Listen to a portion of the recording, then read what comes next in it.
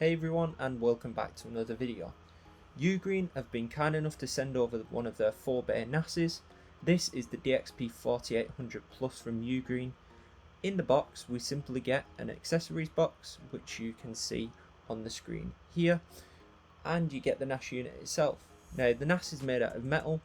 It has front I/O ports like SD card, USB-C and USB, front status LEDs and a power button included too. Let's go around the back and just see what we've got over there. So here we are at the back of the device. You can see again that this looks really nice. So the back consists of the power AC adapter slot, a reset switch, two 10 gigabit Ethernet ports, two USB 2.0 ports, a USB 3.2 port and a HDMI. It also has a magnetic dust filter, which looks great. Let's get on to installing the hard drives. We'll do this by flipping the device round, and we're ready to open up the accessories box and have a look what we have in here. So once we've opened up the box, we get inside the manual and warranty card, and then we just get two simple little boxes. So we've got the Ethernet cable and screwdriver, and we also have the power adapter. This power adapter is DC, so I do apologise for that mistake before. So UGREEN were kind enough to send over some hard drives for this NAS unit. These are two 4TB Iron Wolf drives. So what we're going to do is we're going to install these now and see how easy it is. So let's do that. So all we're going to do is pop drive number 1 out by pressing at the bottom and pulling on the little handle. We should then get the drive bay, and all I'll do, I'll switch out the drive and then we'll pop it back in. So I've popped back in the drive. It was really easy to set up and install. I'm going to do the same for the second drive as well. So I'll do that and then we'll insert that back in again. We are then ready to configure this NAS and power it on.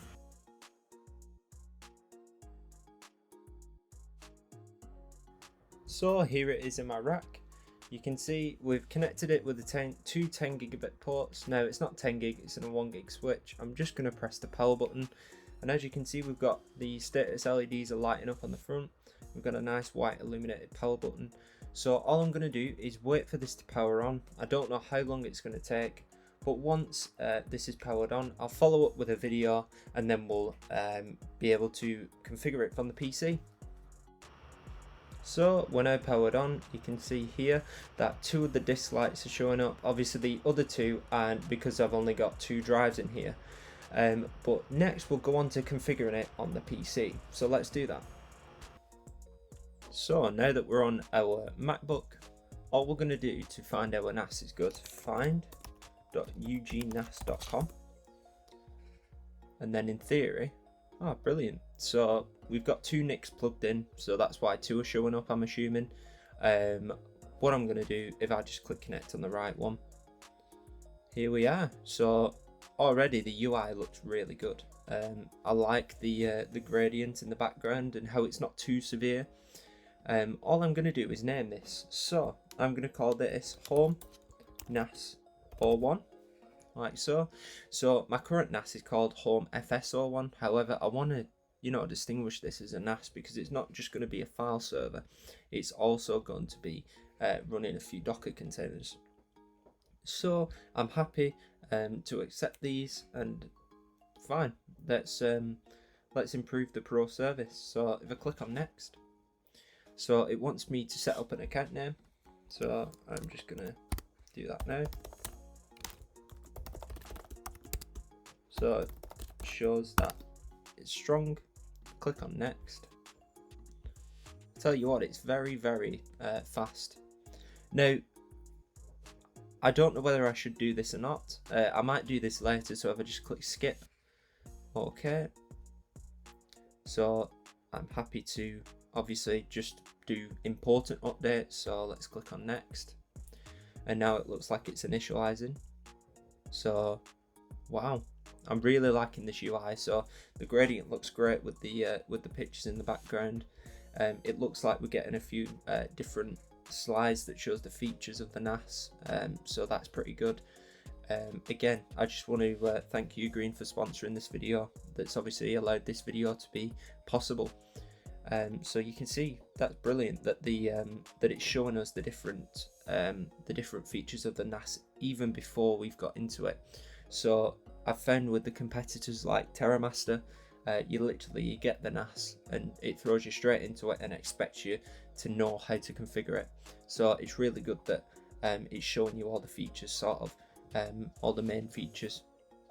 So it's loading the UGOS Pro system files.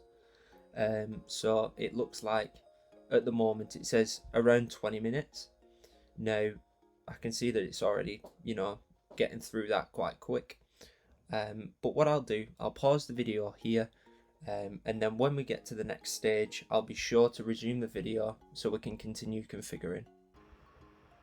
So that definitely didn't take 20 minutes. That was really, really fast. So it looks like it's taken us through a little tutorial. So it's saying welcome to UGREENNAS. So let's click start. So it looks like this is our app center. So okay.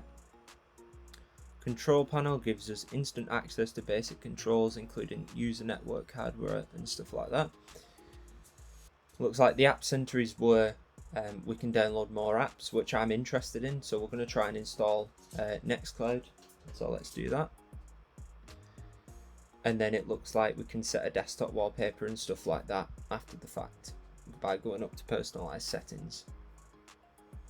So I think first it wants us to start creating a volume for the NAS to store files on. So let's click go.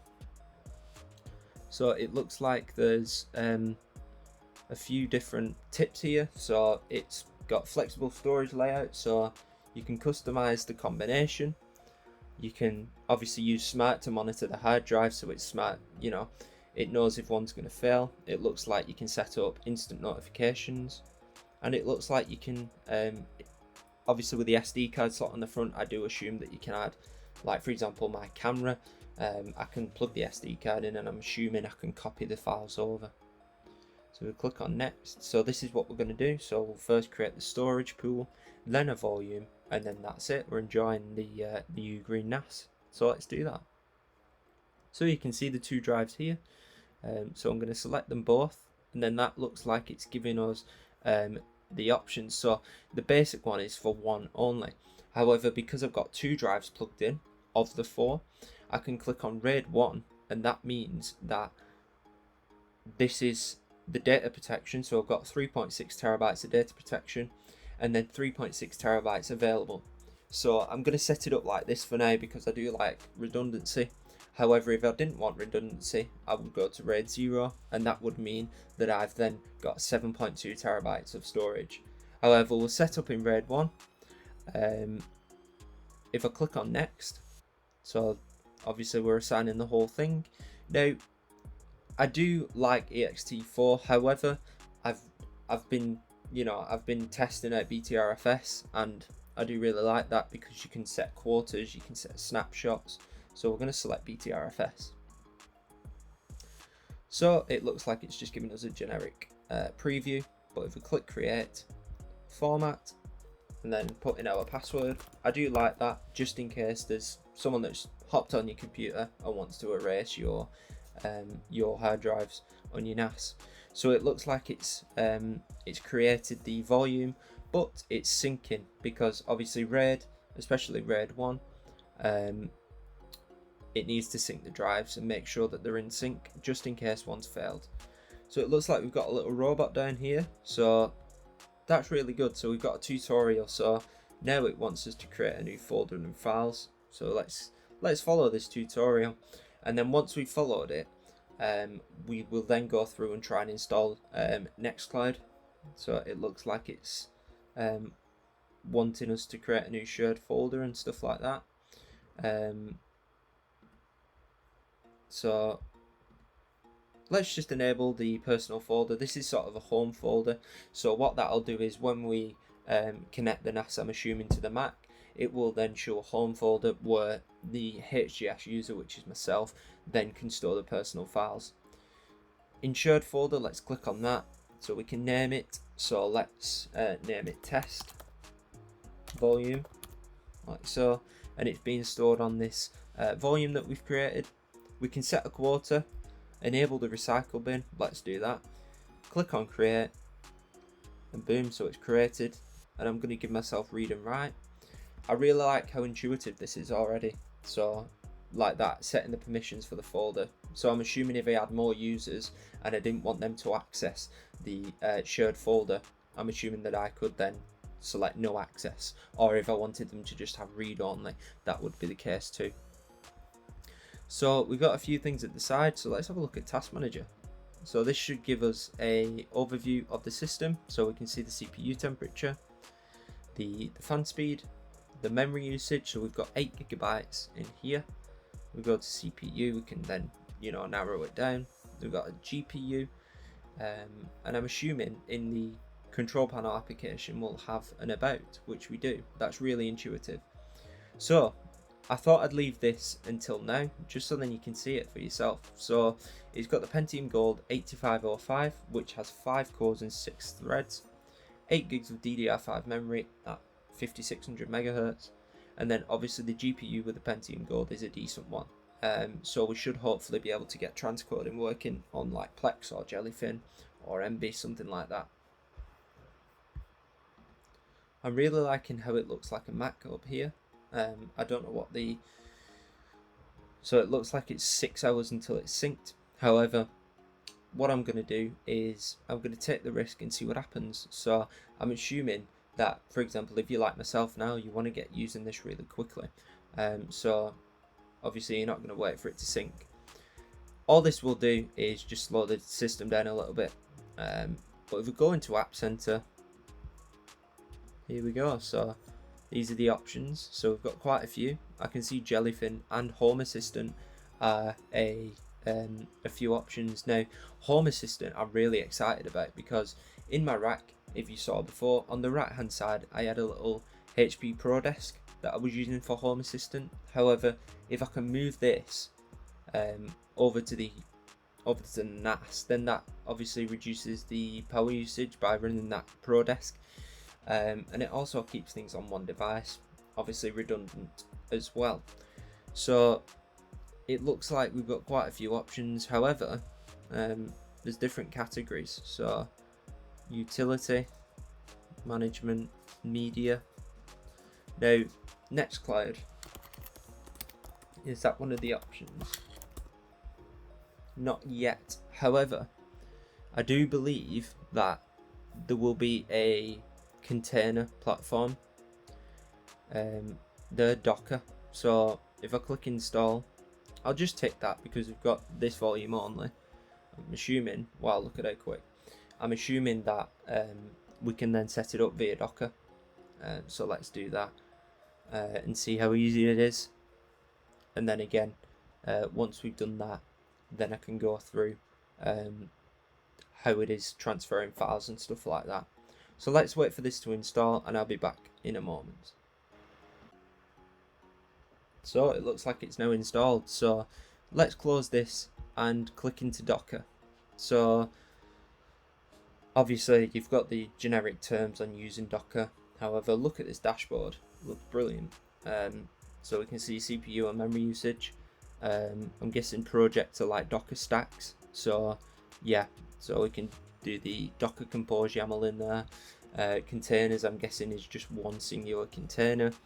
Image is where we can download images, which we'll do in a moment. And network, yeah, so we've got a bridge, as well as being able to add networks for obviously internal use of the containers.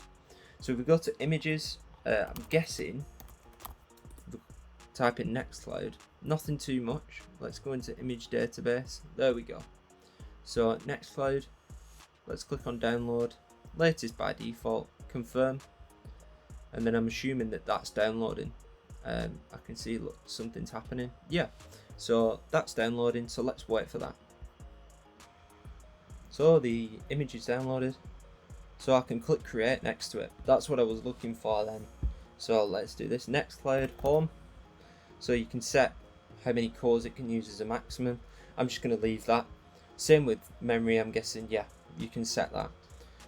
Auto restart will have that, so if the NAS is rebooted, the container will start. It looks like, yeah, so jellyfin's hardware acceleration and so on, we can tick enable. I do notice a spelling mistake there. I just thought I'd point that out just in case the UGREEN developers are watching this video. You can obviously fix that in the next update. So we've got a few environment variables. I'm not going to touch those, and it looks like it just wants us to automatic distribution. So I'm guessing it'll pick a folder itself, so I'm not going to touch that.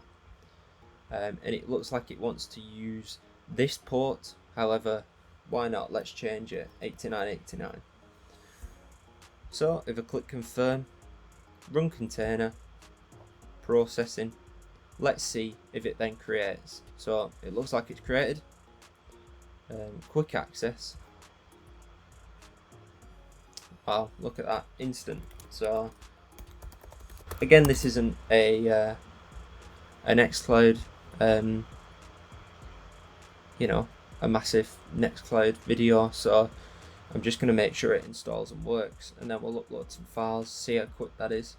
I won't upload via SMB, but we'll upload a file to Nextcloud and see how quick it uploads. So we'll wait for Nextcloud to install. So here we are on Nextcloud. So I'm not going to show too much about Nextcloud, but essentially we should be able to just upload files and things like that, which I will do now. So just a few different files. Let's have a look.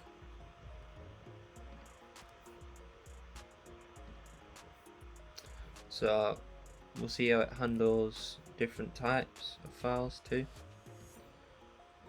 This is more of a Nextcloud thing, but in theory, if I click new, upload files, you won't be able to see this, but I'll select some files off camera. So different size files.